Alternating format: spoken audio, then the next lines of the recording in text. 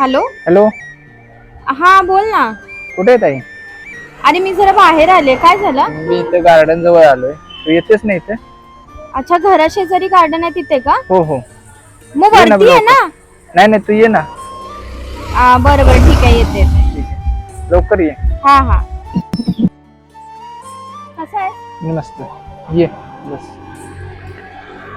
अरे काय झालं? का बोलवलंस मला एवढ्या घाईत? आणि घरी का नाही आलास? अरे ते तुला पेपर दिले त्याचं काय केलं?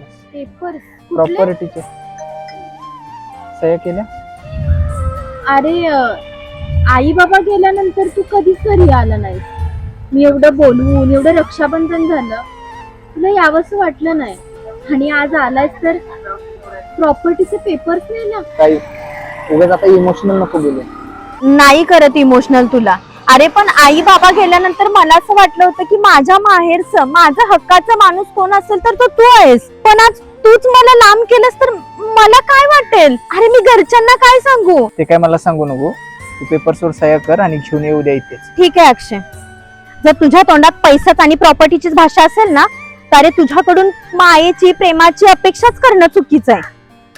लोक बरोबर बोलतात की आई वडिलांनंतर मुलगीचं माहेर तुटतं, आणि आज तू ते सिद्ध केलंस. बाय, आणते उद्या पेपर.